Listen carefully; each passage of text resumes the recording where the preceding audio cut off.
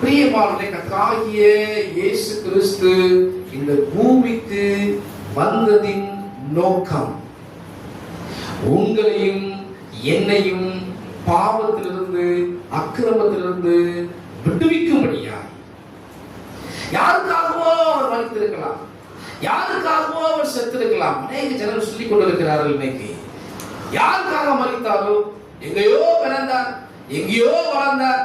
என்னையா இயேசு கிறிஸ்து எனக்காக மரித்தார், எனக்காக மரித்தார் சொல்றேன். அநேக உலகம் சொல்லிக் கொண்டிருக்கிறார்கள்.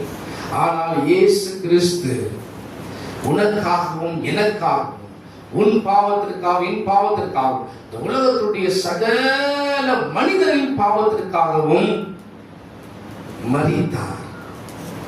இவரை ஏற்றுக்கொண்டால் தான் உனக்கு பாவ மன்னிப்பு, இவரை ஏற்றுக்கொண்டால் தான் உனக்கு ரட்சிப்பு, இவரை ஏற்றுக்கொண்டால் தான் மரணத்துக்கு பின்பதாக உனக்கு நித்திய ஜீவன், நல்ல வாழ்வு என்று சொன்னால் அநேகர் செய்கிறாங்க, அசட்டை செய்கிறார்கள். இயேசுவுக்கும் எங்களுக்கும் சம்பந்தம் இல்லைன்னு சொல்கிறார்கள்.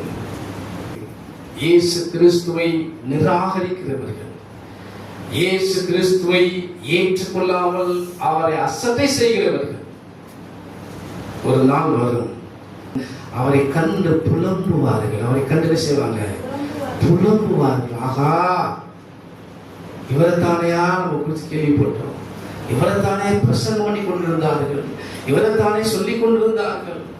டிவி திருப்பினா இவர் பேச்சுதான், பேப்பர் திருப்பினா இவரை பேச்சுதான். ஹல்லேலூயா. எங்கு பார்த்தாலும் இவர் பேச்சாதான் இருந்தது. ஆனா பணத்துக்கு பின்னாடி ஓடணும், பொருள் பின்னாடி ஓடணும், பிள்ளைகளுக்காக ஓடணும், கணவனுக்காக ஓடணும், மனைவிக்காக ஓடணும், நோய் தீர வேண்டும் என்று எங்கெங்கயோ ஹாஸ்பிட்டலுக்கு ஓடணும். ஹல்லேலூயா. ஆனால் இயேசு கிறிஸ்து என்று காதுல விழும் பொழுது கொஞ்சம் கூட செவிசாய்க்காமல் போனமே. ஜனங்கள் சகல கோத்திரத்தார் இப்படித்தான் புலம்புவார்கள், இப்படித்தான் புலம்புவார்கள். வேதவசனம் சொல்கிறது, பூமியின் கோத்திரத்தார் எல்லாரும் அவரை பார்த்து செய்வார்கள், புலம்புவார்கள்.